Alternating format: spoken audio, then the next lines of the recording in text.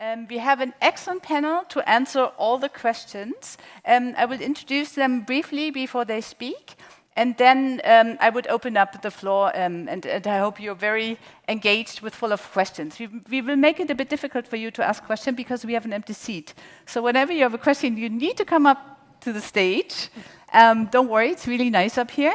I mean, if you're happy, you can ask the question from there too. But we would like to have you as part of the panel. And this is why we moved around a bit, so we are all part of the panel. So, just briefly to set the scene. Economic security, very relevant. We had the trade panel, that was the one before. But now what we do is we connect trade with security policy. So it's not only about economics, about efficiency. Trade and security are very much interconnected.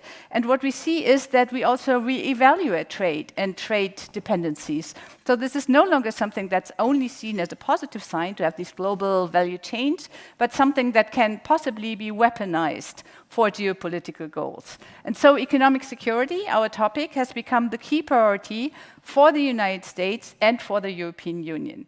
So this is possibly a topic where both sides can work together to achieve common goals. So what we see, both sides tighten their export controls, tighten their investment screening mechanism.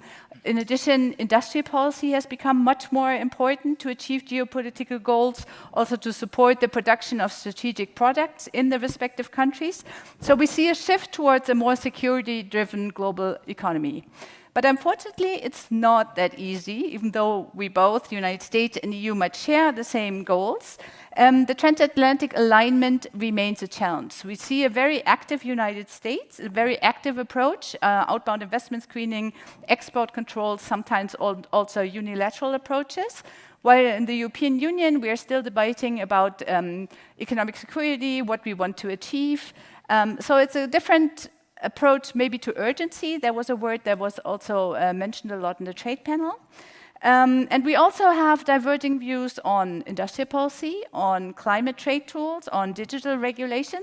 So it's not as easy as it seems. But as I said, we have an excellent panel here to answer all these questions on how to develop a coherent and resilient economic security strategy. As I said before, I want to have a very interactive session, which means we have one round of questions with all the panelists, and I will briefly introduce them before they speak. And then I would really have about half an hour for interaction with you. I would like to collect a couple of questions, and so we can have a very interactive session. As I said, you need to come up on stage to be part of the panel, but I hope that won't pose a problem. So I will start now with the first round of questions, and I will sit down for this. And my first speaker is Dr. Andreas Nicolin. He is Deputy Director General at the Federal Ministry for Economic Affairs and Energy. We need to learn the new names really quickly. Before, he worked at the Federal Chancellery on industrial and innovation policy, and then as head of division for foreign trade and international economic policy, and he is now a Deputy General Director in the Foreign Trade Department. His current responsibilities comprise economic security, investment screening, and relations to the Asia-Pacific region. So thank you very much for joining us today. I have a very easy question for you. From the German perspective, how can the United States and European Union align their economic security toolkits while respecting differences in legal frameworks and strategic priorities? The floor is yours. Thank you very much. I'm very glad to be here at this interesting event. I heard before you had a very lively discussion on trade policy, and that's also what I would like to start with, because if we think of the transatlantic relations, we have to see the whole context of talks ongoing with the US, and these are of course dominated by a trade policy, also in reaction to President Trump's tariff policy. But economic security is meant to be a part of a package, at least from the perspective of the European Union, and the Commission is actively trying to feed economic security issues into the ongoing negotiations, which have to be concluded by 9th of July, at least at this juncture. And as you know, Chancellor Merz and Minister Reich have also made trips to Washington to get into personal contact with their counterparts, but also in order to support this European approach. on economic security, I think we agree in principle with the United States that this is an important policy goal, since we face similar risks with regard, for example, to supply chains, with regard to critical technologies, to critical infrastructures, and so on. And many of these risks are, of course, related to China, as the recent issue of export restrictions on rare earth has quite clearly illustrated and shown. And it's of course important to note that United States and European approaches to China are consistent, but they are not identical. The US follows a quite offensive strategy of containing China, of decoupling in certain areas, and Europe is following a more defensive approach based on the principle of de-risking. And I think it's very important to have these strategic differences in mind when you talk about toolkits or aligning toolkits. But actually on toolkits there have been several strands of interaction and cooperation between the US and European partners, and I want to sketch them only quite briefly. On export control, the United States have massively increased restrictions on semiconductors vis-à-vis China, and they are talking to European partners with the aim of, that we as Europeans introduce similar regulation. And this creates some difficulties because our legal frameworks are different, and we have other legal principles on which to base export control regimes. On investment screening, the regimes are comparable if you look at inward investments. So traditional investment screening is quite similar. On outbound investment, which you have mentioned before, the US have introduced a piece of regulation, whereas the European Union is carrying through in the first stage a monitoring process on sensitive investments in certain technology areas, and has yet to decide on own measures, and the monitoring mechanism will just start these months and take about a year. So a more action-oriented discussion we will have only next year. On quantum technology, to name a certain technology area, a working process of the United States with European and other partners has been set up to discuss strategic questions of cooperation and security. But in this area, regulatory proposals are not yet on the agenda, at least at this juncture. Another technology area is connected driving. Here the US have issued a known regulatory proposal, and talks with European partners have started, but the issue is still under discussion in Europe, and at the moment there's not too much development in this area. So you see there are partially we have some kind of cooperation set up in various fora. Partially also the United States are going forward unilaterally and exerting pressure on European partners. So it depends on the issue at hand. And to conclude, I would like to have a look at trade policy. Trade policy in European terms is not an area of economic security. I think the US would see that in a different manner. At least they use, of course, tariff policy as a political instrument, whereas the European Union is quite careful to remain into the WTO framework. So if you look at the tariffs at electric cars against China, that this has been undertaken in a very traditional analysis. So this is also a gap between United States and Europe, which is quite difficult to bridge, and it reflects also the strategic difference with regard to China, which I mentioned before.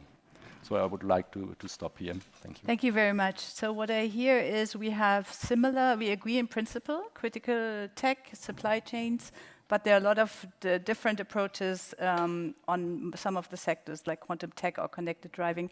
So I would like to go over the Atlantic and welcome Dr. Kari Hierman. She is incoming Senior Fellow and Director of Trade and Economic Statecraft at the Brookings Institution. She was Acting Chief Economist in the US Department of State. She was Deputy Assistant United States Trade Representative in the Office of Trade Policy and Economics at the USTR. And she also served as a senior economist at the White House Council of Economic Advisors from 2021 to 2023.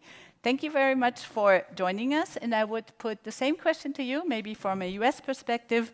How can United States and European Union align their economic security toolkits under the current circumstances?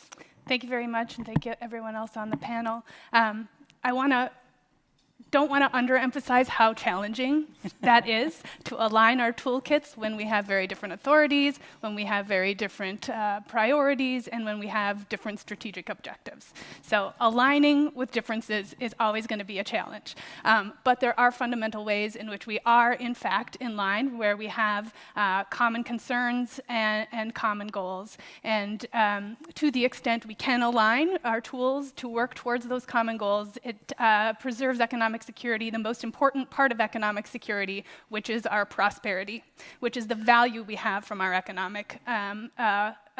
our economies and our businesses. So it's very important that we pursue it so that we can preserve some of the value that we have there. But indeed, there are huge challenges to doing this. First of all, just to find your counterpart on some of these issues. When we have different authorities in different places, over the past few years, we've sort of started using our economic policies in more strategic ways, whereas previously some of the more trade policy export controls have been guided through different disciplines and different rules, and so commerce could operate in a situation over here and geopolitics could be over here. And in the last 6-7 years, they have really come colliding together. And finding, each country finding a new way to use their own policies means that the authority and the responsibility might live in a Department of Industry over here, and it might be in a foreign ministry over there. So just finding your counterpart in order to have productive conversations can be a challenge. One of the things that we did with chief economists in the OECD countries was to bring together just chief economists. You don't have to be from the trade ministry, you don't have to be from the industry ministry, you just have to be a technical expert working on supply chains. You can come to our party and we can have a discussion and we can define the issues and talk about how to work with them. And I think a little bit more of that needs to happen in order to align. Secondly, we don't have the luxury of waiting for a long time to address some of the issues that are hitting our economies right now. We can't wait to see what the best way to respond to Russia's invasion of Ukraine would be. It happened. We can't wait much longer to deal with the issues of overcapacity in China. We have to deal with the industrial implications now. At least that's the way the US tends to feel. So by taking action against those challenges, we often have policies that have negative spillover effects on our friends. They can be big, they can be small, but it tends to be where, when those spillovers exist, what we end up doing is preoccupying ourselves by fighting about the spillovers with each other, which is important, and we do need to talk about them, and we need to minimize them to the extent possible, but that swamps the ability to address the bigger challenges very often. Just little fighting over our own spillovers.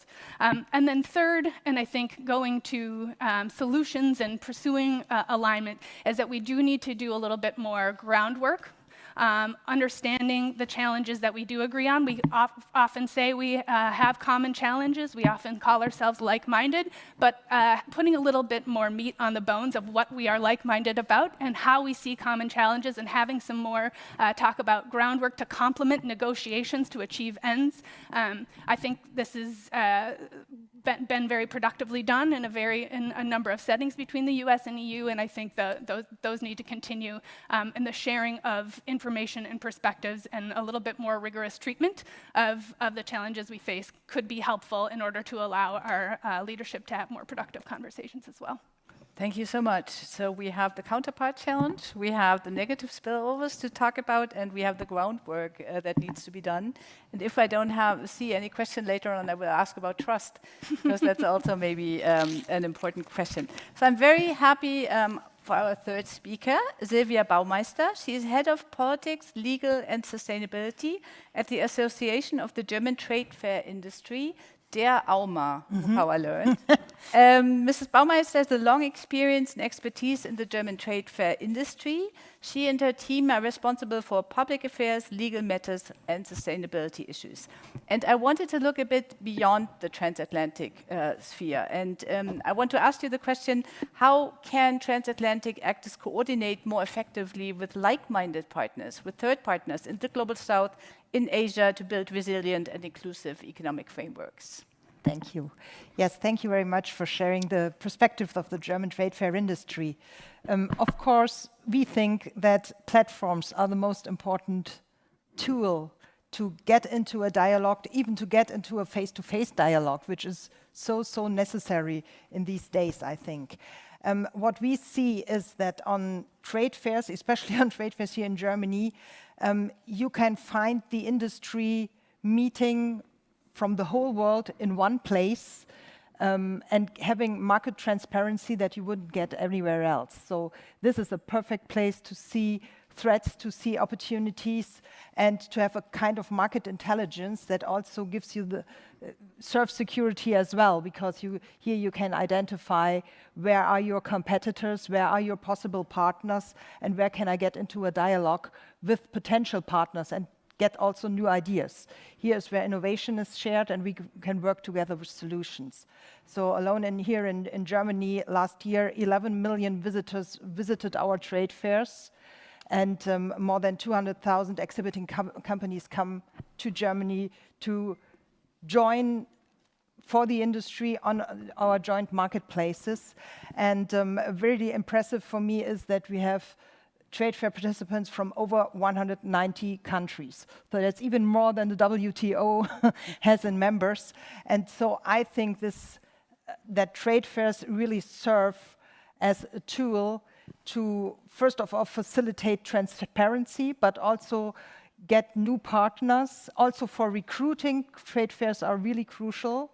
You meet as an industry in a really limited time and get an overview over the industry and really become aware of also your blind spots maybe, and that serves security as well.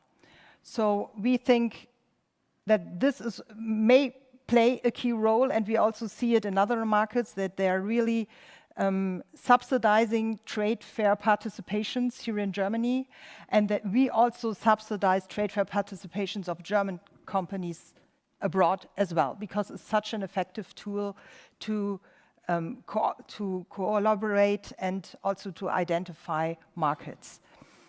But what we need as a foundation is freedom, is free trade. So we really think that the Mercosur treatment should be ratified as soon as possible.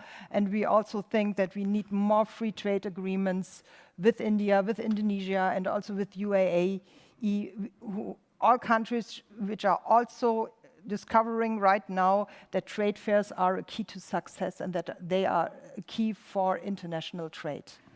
And probably our strong trade fair industry also plays a big role in our success in Germany as a world-leading exporting country as well.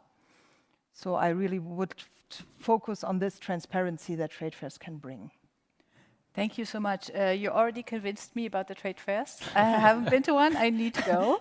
I'm very happy that you talk also about the free trade agreements, because this is counterbalancing sort of the economic security perspective that we also need the openness through free trade agreements. And if I may add, what we also need, and which is really a big concern for us as well, is free travel of people, because if you don't get a visa in time, you can't meet other people. And I think that face-to-face connections are the key to it all. If you don't meet people, and if you don't meet people you haven't even known before, that is really, really valuable. And if you don't have efficient and quick visa procedures, this would not be possible. Yeah, good point. So I'm happy to turn over to our next speaker, Annalena Schütte. She is Deputy Head of the Berlin Office of Infineon Technologies and Senior Manager Public Policy. And before, she worked as an analyst for the federal German government with a focus on the Middle East and North Africa. So thank you very much for joining us. We turn now to an industry perspective on economic security. And I would like to ask the question, what role should industry play in shaping and implementing economic security strategies, particularly in critical sectors like semiconductors and clean tech, which were already also mentioned, semiconductors, by Dr. Nicolin. So you have the floor. Thank you so much for having me today. I think for any strategy that affects the industry in the end, it's important to include an industry perspective early on. On one hand, you can include expertise and knowledge that you might not have in the ministries due to the sheer amount of tasks our governments need to deal with. And you also can ensure industry buy-in when it comes to implementing these strategies and tools in the end. So I think that's important. With regard to economic security in particular, companies can provide a very good overview of what is feasible and economically viable in the end. And I think that is a sort of reality check every strategy development needs to make sure that something does not only look good on paper, but can really be implemented in the end in a way that is, on one hand, supporting the goals of the governments implementing the strategies, but also ensuring that companies remain competitive in the long run. That being said, for companies to be able to implement strategies or policies, especially related to economic security, it is necessary to have clear frameworks and aligned policy objectives. And that is something that policymakers need to take care of as well. So right now we see, with regard to economic security topics, rather the lack of focus and also a fragmentation in positionings across Europe. So we see kind of a divide between the European Commission and certain member states when we look at, for example, Mr. Nicolin mentioned that, the foreign direct investment screening regulation that should be updated. And the EU Commission's proposal to include mandatory screening for critical technologies would have opened an opportunity to have a more standardized and harmonized approach towards economic security across member states. But if that is not implemented, we see a fragmentation that will make it very difficult for companies, especially for companies that operate across borders in different regions, to adapt an efficient and a unified approach. And when in doubt, most businesses will choose growth opportunities over fuzzy, not clear at all national security considerations. So if you want company buy-in, make it clear for them. And we saw that, for example, also in Germany with regard to the de-risking debate that we had after the China strategy was published, where it was very clear that the German government and the companies had a very different perception of what de-risking should look like. And having this gap between policymakers and industry representatives will lead in the end to strategies that are not efficiently implemented, and with that I cannot reach the goals that I'm supposed to reach when setting out the strategy. Thank you so much. So industry buy-in early on, this is what I take from you, and fragmentation, which is a large problem that we face in many areas here in Europe, but also in this regard. Thank you so much. So our next speaker is Angela Manz. She's Head of Foreign Trade and International Relations in the German Association of the Automotive Industry, VDA, in Berlin. She supports more than 600 VDA members in market access issues, political analysis, support in foreign trade issues, and all other matters regarding international relations. So thank you so much for joining us. The car industry, I mean, it's always very special when we talk about trade. and also probably economic security. So I would like to ask you, what criteria should guide the use of instruments such as export controls, investment screening, and industrial subsidies in a rules-based economic system? Because the car industry operates globally. It needs open market, it needs trade. As we heard in the panel before, it's very much in the focus of trade policy or tariff policy at the moment. So what is your answer to all these questions? Yeah, thank you so much, and thank you for having me here. I think, first of all, it's a very challenging feeling not to be able to talk about trade only, but to have security everywhere. Yeah, so you cannot disconnect now these topics. I think many years ago we were discussing about TTIP, and we could focus on dismantling trade barriers, and today I think security has become more and more important. And of course, if you look at the worldwide development, it is important, and it is, of course, needed, to look at security. But security could be also used as a mean for protectionist measures or just to reach other goals. Yeah.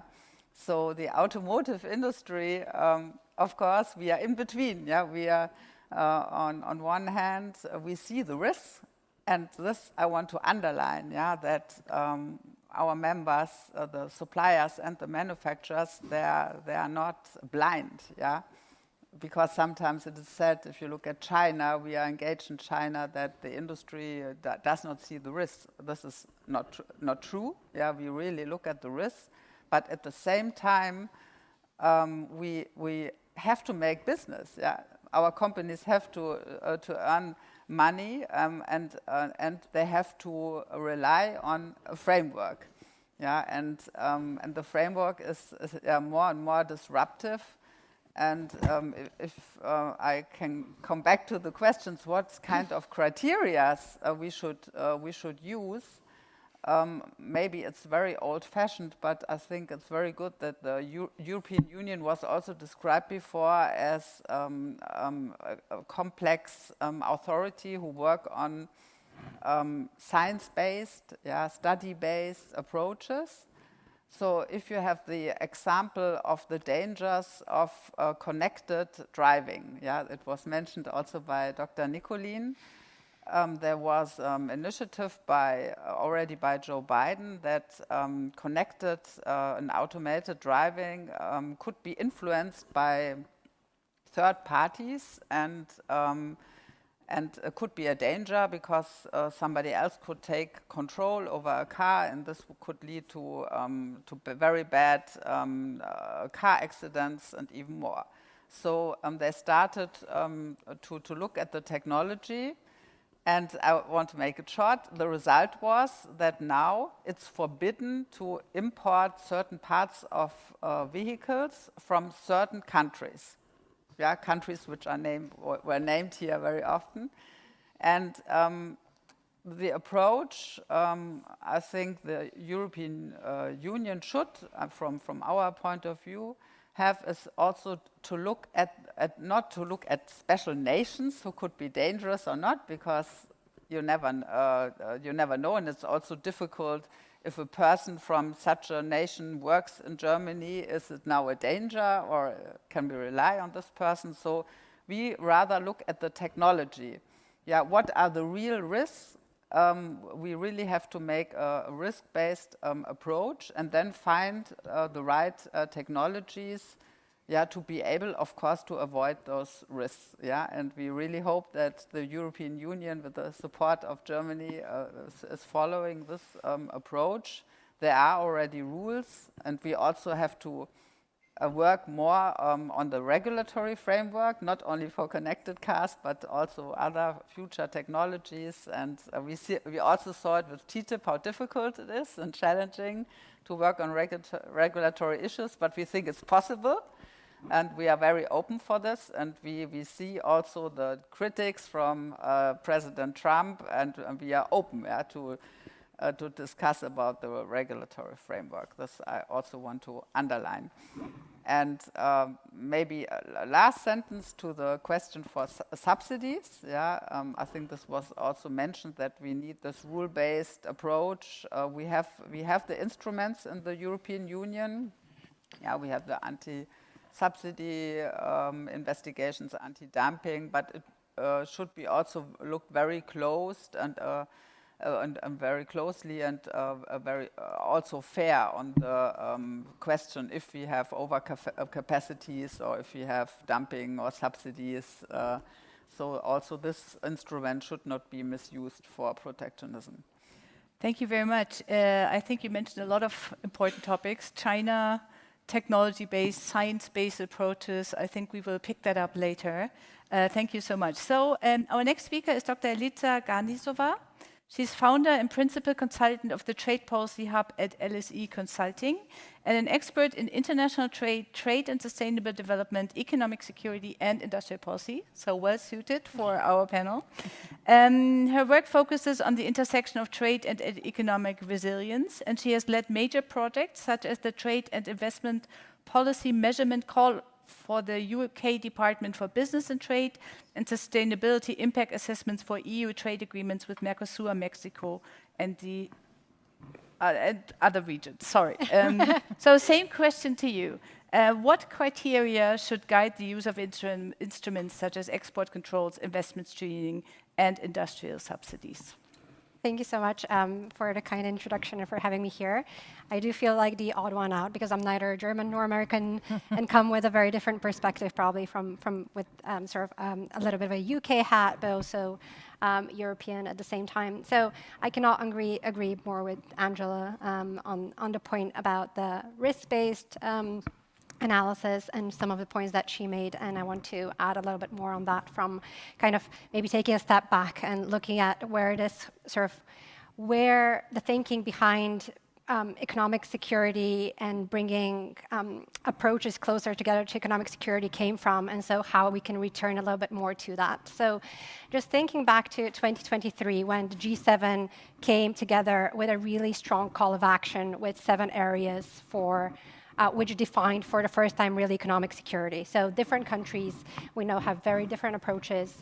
And this was really the first time where there were these 7 areas where they sat down and said, this is what we're going to define as encompassing different aspects of economic security. And they ranged from more general like resilient supply chains to specific areas like leakages for sensitive technology, economic coercion. And I think that it was a really important moment because, of course, we have very different ways of countries approaching economic security depending on their cultural, historical, geographical aspects. So it was really a novel element for them to come together with these. I really feel like it was call for action.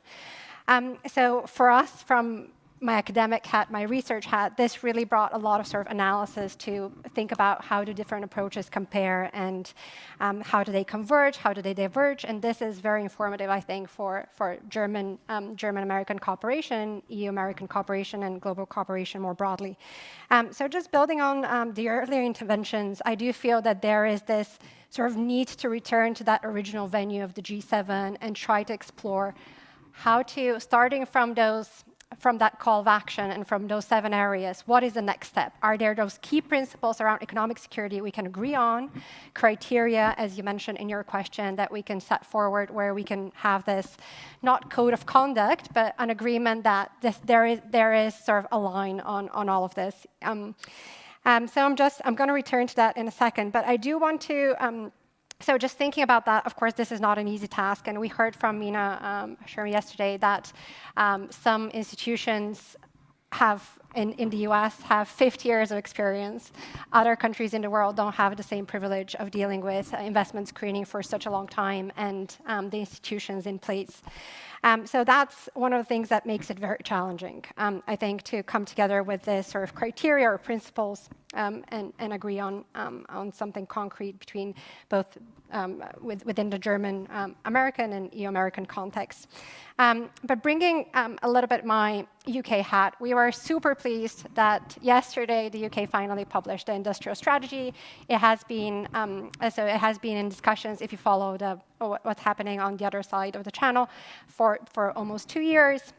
And it's really long awaited. And I think that it's worth mentioning here because it has a lot of elements that are instructive, I think, for the criteria and what we can expect from these principles around economic security.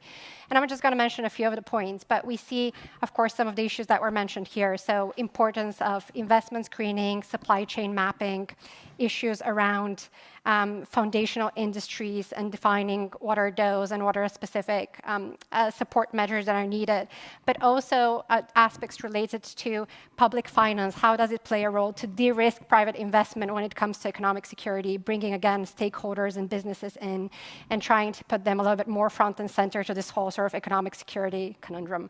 And then actually, very, very importantly, the institutional context. And we briefly discussed this with Claudia yesterday, that I think that one of the good things that comes with this industrial strategy is also putting the Industrial Strategy Advisory Council front and center, the Supply Chain Center front and center. So bringing together different stakeholders across government, a joined-up approach.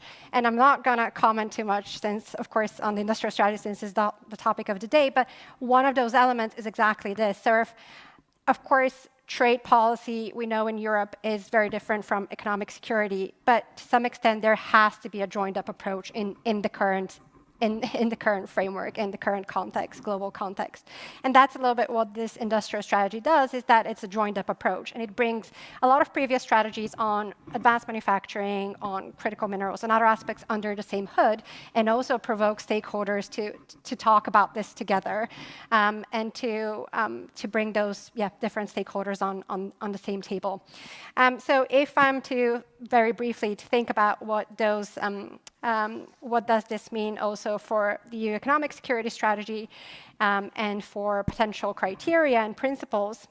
So some of the things that come up are the fact that we have a lot of tools, especially within the European context. We have a lot of trade tools, and on that sort of line between promote, protect, and partner, especially on promote, we have a lot of trade tools we can use to strengthen our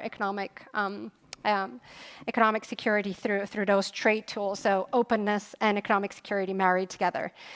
So just before, I want to leave you with sort of what the criteria could be, as this is the topic of today. So I think that these were sort of mentioned in different places earlier, but we do have to stick to proportionality. So it cannot be, when it comes to economic security, we cannot, as Angela said, it cannot be everything to be a subject of economic security. It has to be targeted to specific sectors, evidence-based, risk-based. It has to be based on some sort of an evaluation. And this is also present in the UK industrial strategy. And of course, in the approach of the European Commission. Then briefly, transparency. So of course, these are very sensitive issues. Identifying high-risk areas, that kind of risk assessment, risk monitoring, of course, that's for closed doors. But there has to be some part that is shared with the public, so that there is that open discussion with stakeholders, with businesses, with other areas of society, so that we feel that we're all on the same page. So some level of transparency between partners, but also with other stakeholders. Then also, of course, really forbidden word, the alignment around international obligations. So making sure that the WTO is still in that picture, and we still, because it's so relevant for businesses to stick to the rules-based system. And finally, the continuous reassessment. I do want to close with that. The fact that when we talk about criteria, we do have to make sure that the export controls, the subsidies, the investments creating, all of this has to be reviewed. The different mechanisms have to be reviewed on a regular basis.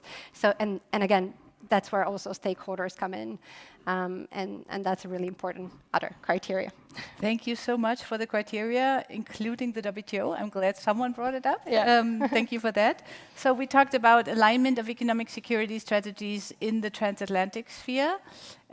We started later, maybe we get a couple of minutes.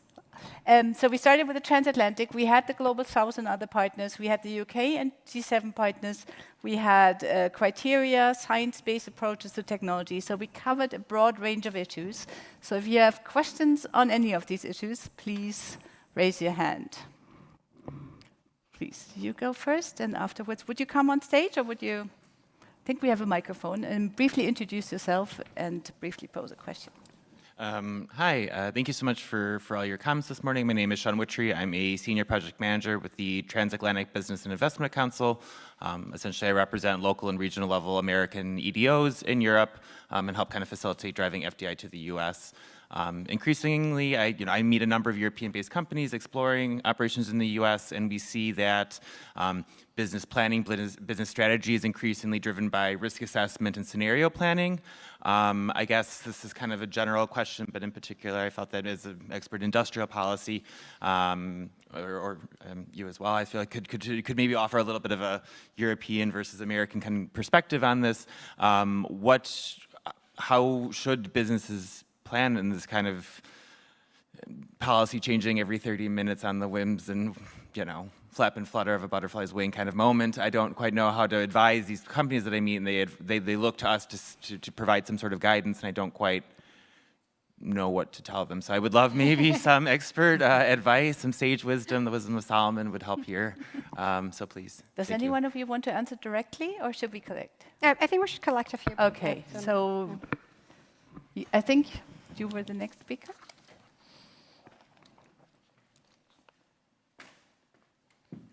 Welcome. So, thank you very much. My name is Michael Rauscher. I'm a retired professor of international economics at the University of Rostock. And I'm a bit skeptical about the influence of industries on government decision-making, although I think expertise is needed. But of course, the industries have their own targets, objectives, which not naturally coincide with the national targets and with the what I could say the public good of security. And the question is then, how do government institutions deal with this different decision? How much how much to involve industries in their decision making? Thank you so much. Another question over there.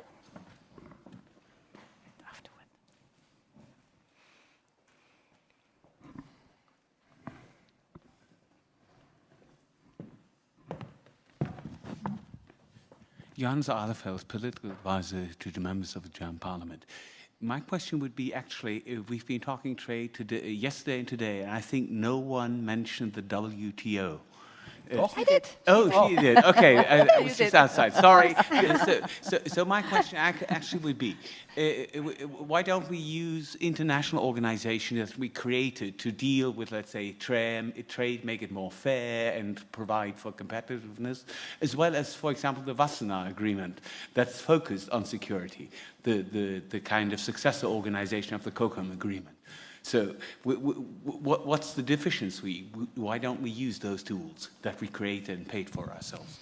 Thank you. I will take two more questions. The gentleman over there and over here. Oh, we had one more question over there. So I take three.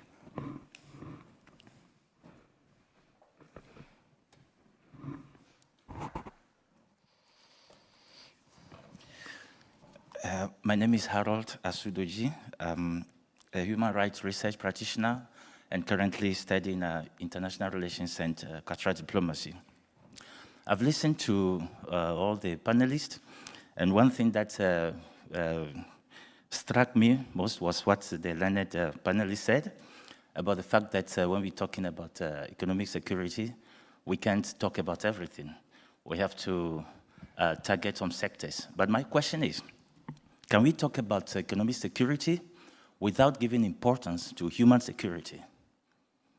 And we need to have an integrated policy framework of policy thinking, because economic security starts with the human security and ends with human security.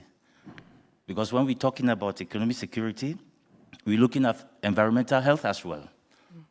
And coming from Africa, I'm sure you know, and I can tell you, tragedies, a lot of terrible things are going on. Environmental degradation, there is pollution of rivers and forests because minerals are being mined by foreign companies, making use of poor Africans. And these are some things that I think the gentleman who just mentioned, the use of the WTO to regulate the exploitation or mining of these minerals is very important if we give room to WTO to work and provide a level playing platform for everyone. Finally, I think that climate change is also a fact that we are dealing with.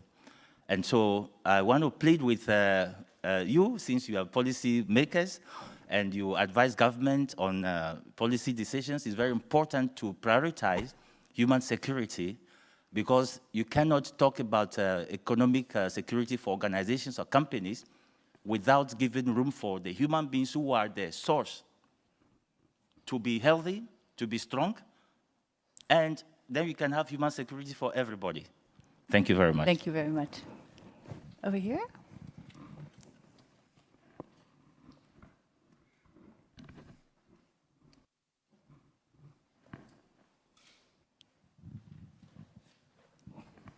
Thank you. Philipp Metternich, also from the German Council on Foreign Relations.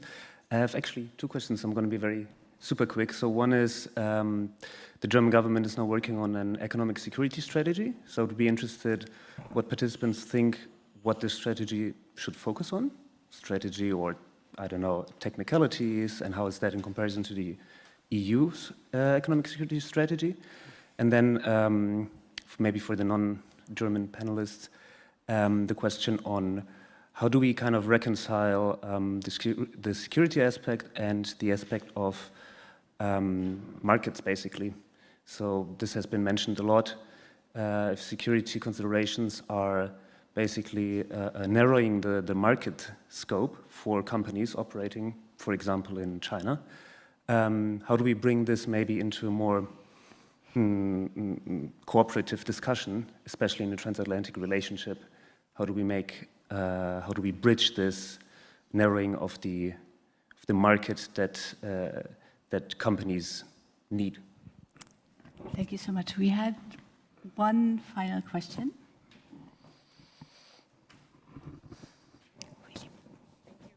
Miriam Zachmann from ZVE, the German Electronic Manufacturers Association. Actually, one of the questions is quite similar to your questions, Philipp, on the German economic security strategy that the Department for Economic Security has announced. They told us that there's going to be a draft later this year. So I wanted to ask, how far along are we in the process, and how much or how ready is the German government to actually instrumentalize or politicize cutting-edge technology of German companies in order to use it as a bargaining chip towards the Chinese and the US government? And a second question also to you, Mr. Nicolin, concerning the German economic security and how we deal with it. There have been calls to establish a dedicated task force at the German Federal Chancellery by industry associations to make sure that cross-cutting issues as, for example, our dependencies on rare earth, Chinese rare earth, and also the impacts of US export controls on our industry are addressed in a coherent manner. What is your stance on that? Thank you. Oh, thank you so much. I would go the same round, and I think the last question will also address to you, so you're the first to pick your question and answer. Yeah. Okay. Thank you. Thank you very much. Maybe I take up some points. So on the last one, I think I can task force Chancellery. I cannot say too much because I'm not so well informed about that. Maybe you ask the Chancellery itself. So sorry about that. On the government economic security strategy, I can tell you a few words. You know, there's also no mystery. It has been agreed upon in the coalition treaty, and so we will work upon that. But the work is still in a very preliminary phase. As you know, our leadership in our ministry is still quite new, and so we have to first to get into contact with them. How these, what is their perspectives of the issue? So I mean, our minister she's very business aligned. She came from business company herself, and she has stressed at several occasions that she wants to take the business perspective very seriously into account. So this will, I guess, this will be also reflected in the strategy. From a process perspective, we also plan to have broad stakeholder inclusion, particularly also from business companies, of course, in setting up this piece of work. Then I would like to come back to your question, which I found was a very good one, because you stressed the fact that the interests of or the concepts or the goals of business companies are different from the government concepts and goals, and this is, I think, partially right. There are also areas where the interests are quite more or less identical. For example, if you think of supply chain risks, everybody is interested that supply chains work smoothly, and of course, business companies, that's their business to manage supply chain risks. So this is something which has not to be controlled in any way by a government. There's no need, maybe with the exemption of a few very sensitive and strategic areas like raw materials, where obviously the market mechanisms do not work so well. But if you think of public security, which you also mentioned, this is of course the government's business to work to guarantee it. And if we recall our discussions on critical technologies, this is something that the government has to be in charge of. For business companies, it's very difficult to handle these risks because they are not. I mean, there are no market signals upon technology risks. The risk assessment are often based on classified information. They are also based on political judgments because if you try to assess the risks, you have also already to imply some assumptions about the attitudes and the probable behavior of certain actors. So if you think of China, then there might be a difference in the assessment between US and Europe. So this is actually something where the government has to take the lead quite clearly, but we have to align with the industry because the information and the on those technologies is often, of course, with the business companies, and so we have to find a trustful mode of cooperation to work on these risks. And this is not trivial because I mean these pieces of information are also confidential from a business perspective, and so we have to define some mode how to come together. Maybe I also take up the point on the international organization. I mean, you mentioned WTO. We also mentioned it, not because we think it's still an important organization, even if it's in a difficult situation at this juncture.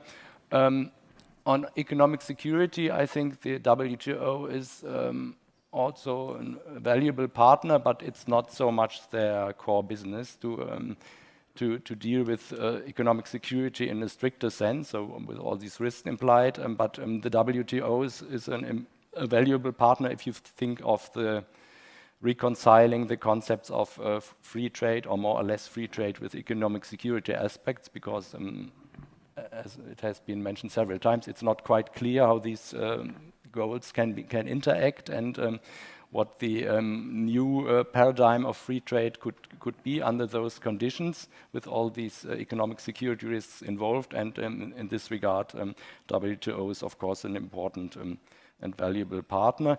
Wassenaar agreement, I don't know if everyone knows what it is. This is an international treaty on export control, and of course this is in a sense the basis of our framework on export control with regard to dual-use goods, and at the moment it is not functional because Russia is a member and is blocking the decision. So we have to find alternative modes of decision making, and this is also something with the European Union is quite interested in pushing forward, but then that's difficult again because the European Union has no formal competence on export control, and they have to find a way to coordinate with member states on that, taking account the competencies of the member states. Thank you so much. I would like to add 5 minutes to this meeting to give everyone a chance to answer the questions, because I think we have very interesting questions. So Kari, you would be next. Sure, I'll go quickly so that everyone has a chance, but I'll build on your first suggestion and also what Dr. Nicolin said about trust being very important. I think when it comes to security, I think it's very important to remember that the sort of economic security vulnerabilities and opportunities are transmitted not by what governments do, but by what Infineon does, what the members of the auto industry do, and what firms that go to trade association or trade fairs do. These are the fundamental building blocks through which all of these go. So fundamentally, there needs to be trust between governments and the businesses that actually engage in economic activity, which governments do not do. So that's really important, especially when we're talking about security, because governments do have a responsibility to human security. They do have intelligence that they cannot share with businesses and with sometimes between each other. And this is the information that they are responsible for using to providing the public good of security to make sure that business can continue. But fundamentally, if businesses don't trust what the government is going to do with their information and vice versa, we have a real problem in this environment where there are, in fact, real risks emerging through economic channels. So I think that's really important. I think another factor in trust that's kind of a theme that has come up several times is when we are talking about economic security and we are just fundamentally blending commerce and national security in some ways, when we are taking actions in the name of national security, I think it is important to the extent possible that those don't become commercial levers in a commercial negotiation. I think that is not only deteriorates trust with the parties that are the subject of the national security measures, but also with our partners that we're asking to go ahead with us. I think it's really critical to the extent possible that if we're saying it's national security, we stick with national security and don't take commercial compromises in part of it. But how do the governments deal with industrial lobbies? That's really challenging, because if your source of information is saying, hey, everything's fine for me, that's really difficult. So that takes discipline and it takes skepticism, and those are human issues, but I do think it's important not to block out the information that comes from industry, because it's indispensable. What to tell a firm about this ever-changing environment? I mean, there's lots of great research in economics about the costs of uncertainty. This is one of the costs of uncertainty, you.